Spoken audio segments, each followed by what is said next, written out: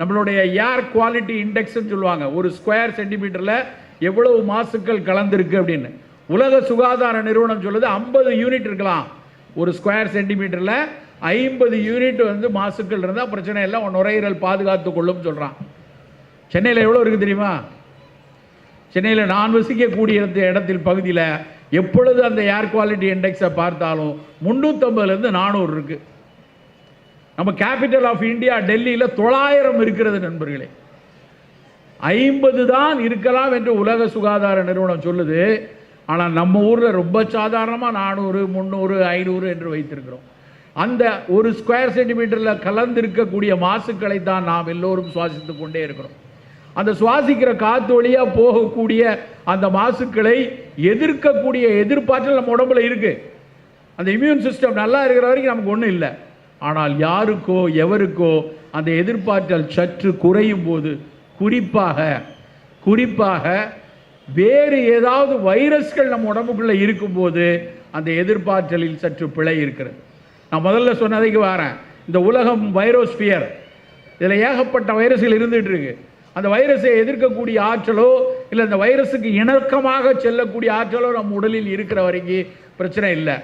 இணக்கமாகவும் இல்லாமல் அதை எதிர்க்கக்கூடிய ஆற்றலும் இல்லாமல் அந்த வைரஸ் மேலோங்கி நிற்கும் போது தான் இந்த மாதிரியான பல நோய்கள் வருது.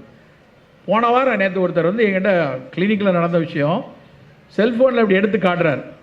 சார், போன வாரம் இந்த பையன் எப்படி விளையாண்டுட்டு இருக்கான் பாருங்கள். அந்த பையன் கிரிக்கெட் விளையாடுவான், சின்ன பையன், மட்டை பந்தை வச்சுக்கிட்டு விளையாண்டு ஓடிட்டு இருக்கிறான். போன வாரம் இன்னைக்கு அவன் சிகிச்சையில் படுத்திருக்கான். போன வாரம் இப்படி இருந்த பிள்ளைக்கு ஏன் சார் இப்படி ஆகுது? அந்த கேள்விக்கு பதில் இல்லை. பரவாயில்ல, பயப்படாதீங்க. அந்த ரிசல்ட்டை பார்க்கும்போது, அவர்கள் காமித்த ரிசல்ட்டை பார்க்கும்போது நிச்சயமாக இதை சரியாக்கிடலாம். 247 குழந்தைகள் அட்மிட் ஆகிருக்காங்க. இன்றைக்கி வந்திருக்க டேட்டா 247 குழந்தைகளில் 80% குழந்தைகள் சிகிச்சையில் சரியாயிடுறாங்க அப்படின்னு அந்த புற்றுநோய் சிகிச்சை மருத்துவர் வந்து சொல்கிறார். பரவாயில்ல. ஆனால் போன வருஷம் 117 தான் இருந்திருக்காங்க. இந்த வருஷம் ஏன் 247? டபுள் ஆகிருக்க. இந்த நம்பர் கூடுனதுக்கு என்ன காரணம் தெரியல. தெரியாது மறைந்திருக்க காரணம் ஒன்று சுற்றுச்சூழலில் இருக்கிறது, இல்லை என்றால் நாம் சாப்பிடக்கூடிய உணவில் இருக்கிறது. நண்பர்களே, இந்த இரண்டிலும் நாம் எச்சரிக்கையாக இருக்கணும். நம் உணவில் அக்கறையோட ஒவ்வொரு வேளை சாப்பிடக்கூடிய உணவிலும் அக்கறையாக இருந்தால் மட்டும்தான் இதை தவிர்க்க முடியும். சில விஷயங்களை தொகுத்து சொல்லிவிட்டு, நேரம் குறைவுங்கிறனால சில விஷயத்தை தொகுத்து சொல்லிட்டு இறங்கலான்னு பார்க்குறேன். காலையில் சாப்பிடக்கூடிய பானம், நமக்கு ஒரு ஆர்டர் எடுத்தோம்னா காலையில் நம்ம எல்லாரும் குடிக்கக்கூடிய பானம், அது வெறும் காஃபி டீ மட்டும்தான் குடிப்பேன் இனிமேல் அடம் பிடிக்காதீங்க. என் பிள்ளை எதையும் சாப்பிட மாட்டான், ஒரு டம்ளர் பாலாவது கொடுப்பேன்னு வெறும் பாலை கொடுத்து அனுப்பாதீங்க. பாலே அவசியமாக வேண்டாமான்னு பல சர்ச்சைகள் உலகம் முழுக்க நடந்து கொண்டிருக்கிறது. பால் மிகச்சிறந்த ஒரு ஃபங்க்ஷனல் ஃபுட். தேவையானவர்களுக்கு அது கொடுக்கணும். ஒரு சவல குழந்தையா இருக்குது, இல்லை ஒரு பெண் வந்து மாதவிடாய் முடிவில் இருக்கிறார்கள், அவங்களுக்கு கால்சியம் வேணும், ஒரு சிகிச்சையிலிருந்து மீண்டு வரக்கூடிய கன்வாலசன்ஸ் பீரியட், பால் உடனடியாக அவருக்கு தேவை கொடுத்து கொள்ளுங்க. ஆனால் தினம் எல்லாரும் லிட்டராக பால் குடிக்கணும் அவசியம் இல்லை. அப்படி குடித்தவர்களும் நம்ம இல்லை.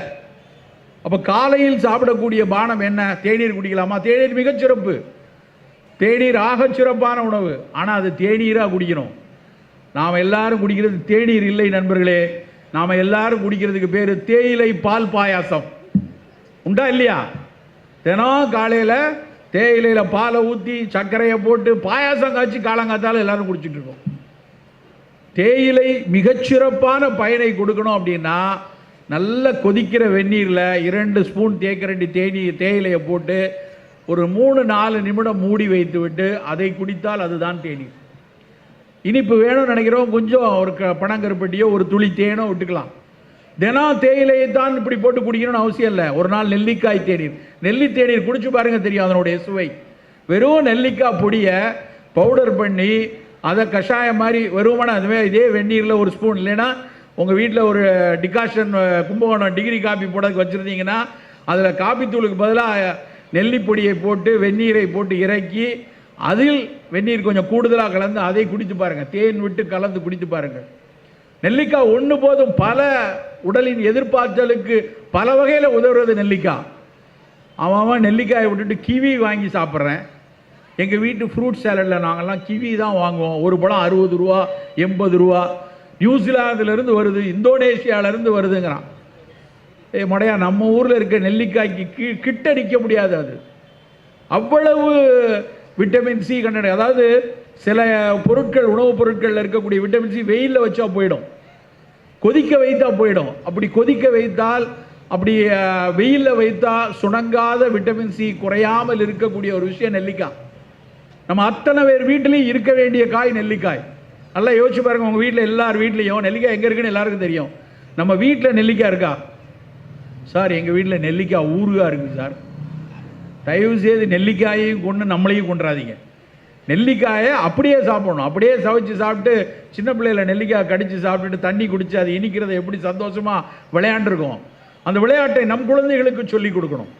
நெல்லிக்காய் ஆகச் சிறப்பானது. அதை நெல்லியே ஒரு நாள் டீ குடிக்கலாம், கரிசலாங்கண்ணியில் ஒரு டீ குடிக்கலாம், சுக்குமல்லி காஃபி ஒரு நாள் குடிக்கலாம். சர்க்கரை வியாதிக்காரர்கள் ஆவாரம்பூ தேநீர் குடிக்கலாம். ஆவாரை பூத்திருக்க சாவாரை கண்டதுண்டோடு சித்த மருத்துவம் சொல்லியிருக்கு. அவ்வளவு சிறப்பு. ஆவாரையில் பல ஆய்வுகள் உலகெங்கும் நடக்க ஆரம்பிச்சிருச்சு. இது எவ்வளவு தூரம் சர்க்கரை, ரத்தத்தில் இருக்க சர்க்கரை செல்லுக்குள்ளே எப்படி தள்ளுது, சர்க்கரையை ஜீரணிக்கிறதுக்கு ஈரலில் இருக்கக்கூடிய நொதிகளை எப்படி தள்ளுகிறதுலாம் ஆவாரையில் கண்டுபிடிச்சிட்டு இருக்கான். இன்னும் கொஞ்ச நாள் கழிச்சு எங்கேயாவது வெஸ்டர்ன் வேர்ல்டில் ஸ்மித் லைன் பீச் அப்படிலேருந்து ஆவார் அப்படின்னு ஒரு டீ வரும். அதை போய் 250 ரூபா கொடுத்து வாங்குவோம். ஆனால் இங்கேருந்து ஆவாரம்பூவை கரைச்சி எடுத்துகிட்டு வந்து கஷாயம் போட்டு குடிக்க மாட்டோம். நண்பர்களே, நம் காலையில் சாப்பிடக்கூடிய பானம் ஒரு ஃபங்க்ஷனல் பிவரேஜாக இருக்கட்டும். நாளையிலேருந்து உங்கள் வீட்டில் காலையில் ஒரு நாள் பச்சை தேநீர், ஒரு நாள் காஃபி சாப்பிட்டுக்கோங்க, காஃபி பிடிக்குமா சாப்பிட்டுக்கோங்க. ஒரு நாள் ஆவாரை, ஒரு நாள் துளசி, ஒரு நாள் சுக்குமல்லி, ஒரு நாள் திரிகடுகம், ஒரு நாள் எலுமிச்சை டீ, ஒரு நாள் இஞ்சி தேநீர், அப்படி சாப்பிடக்கூடிய பழக்கத்தை கொண்டு வரணும். காலை உணவா நம்ம வீட்டில் குட்டி குட்டி பிள்ளைங்க இருக்காங்களா, புரதம் மிக அதிக அளவில் இருக்கணும். நல்லா கண்டிப்பாக ஒரு சுண்டல், ஒரு பாசிப்பருப்பு சுண்டல், ஒரு கொண்டக்கடலை சுண்டல், ஒரு பல தானிய சுண்டல், ஏதாவது ஒரு வகையில் ஒரு சுண்டல் கொடுங்க. காய்கறிகளை நிறைய துண்டாக்கி சாலடாக சாப்பிடக்கூடிய பழக்கத்தை கொண்டு வாங்க. சார் அதெல்லாம் நாங்கள் பழகினதே இல்லை. நான் ஒரு வாரத்துக்கு ஒரு 4 நாள் இட்லி மாவு அரைச்சி வச்சுருப்போம் உள்ள.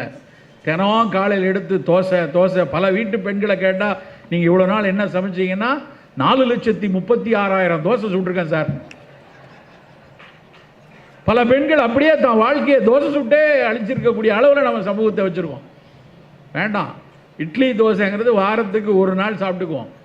மீதி நாட்களில் நல்லா இந்த மாதிரி சுண்டல், சூப்புனா இப்படி ஒரு 30 ml கடையில் ஹோட்டலில் கொதிக்க கொடுக்கலாம். அது வேண்டாம்.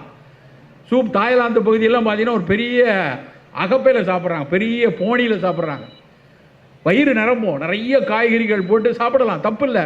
சார் இதெல்லாம் சங்க இலக்கியத்தில் சொல்லியிருக்காங்களா? நீங்கள்லாம் தமிழர்களுடைய மரபு உணவுகளை பேசுகிறவங்க, நீங்கள் என்ன சார் இதை சொல்கிறீங்கன்னு கேட்கலாம். தொன்மைக்கும் மரபுக்கும் ஒரு வேறுபாடு இருக்குது. தொன்மை அப்படியே இருப்பது, அதை போற்றி பாதுகாக்கணும். மரபு என்பது கிளைத்து கொண்டே வருவது. புதிய அறிவியலை உள்வாங்கி இதை நம் தமிழ் சமூகத்துக்கு ஏற்ற மாதிரி மேலே எப்படி கொண்டு வருவதுங்கன்னா மரபு. அப்படிங்கிற அடிப்படையில் உலகமே சொல்லக்கூடியது இந்த மாதிரி புரதச்சத்து உள்ள நிறைய காய்கறிகள் சேர்ந்த காலை உணவு நமக்கு இருக்கணும். புரதம் கம்மியாக இருக்கா, கொஞ்சம் 2 முட்டை சாப்பிட்லாம். முட்டை சாப்பிட மாட்டேனா, சோயா அது சேர்த்துக்கொள்ளுங்க. அப்படியான ஒரு புரத உணவு இருக்கணும். நான் அப்படி பல மீட்டிங்கில் சொல்லும்போது, சார் கொஞ்சம் சுண்டல், கொஞ்சம் சூப்பு, கொஞ்சம் சோயா, 2 முட்டை, கொஞ்சம் நிலக்கடலை, கொஞ்சம் பாதாம் இப்படிலாம் சேர்த்துங்கன்னா, சார் இதெல்லாம் பிஃபோர் ஃபுட்டா ஆஃப்டர் ஃபுட்டா அப்படிமா?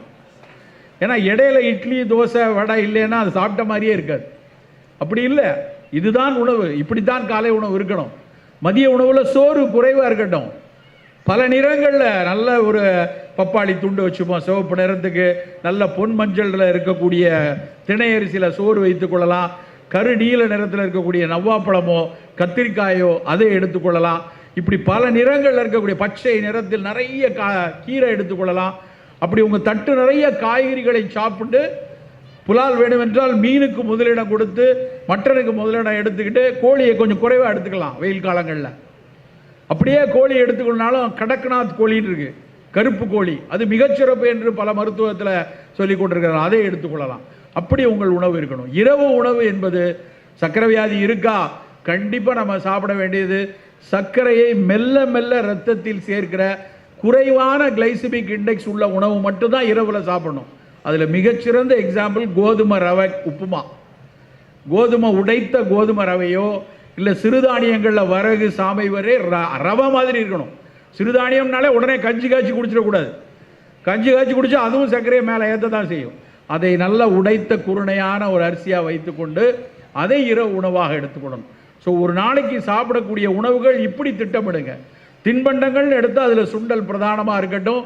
நிறைய நம்ம வீட்டில் செய்யக்கூடிய பஜ்ஜியோ வடையோ அதுலேயும் டிரான்ஸ்ஃபேட் வரும் நீங்கள் கொதிக்க வச்சிங்கன்னா. ஆனால் அதில் நம்ம யாரும் சோடியம் பென்சோவேட் போட மாட்டோம், அதில் யாரும் பொட்டாசியம் நைட்ரேட் போட மாட்டோம், அதில் மோனோசோடியம் குளூட்டமேட் போட்டு உங்கள் வீட்டில் சர்வ் பண்ண மாட்டீங்க.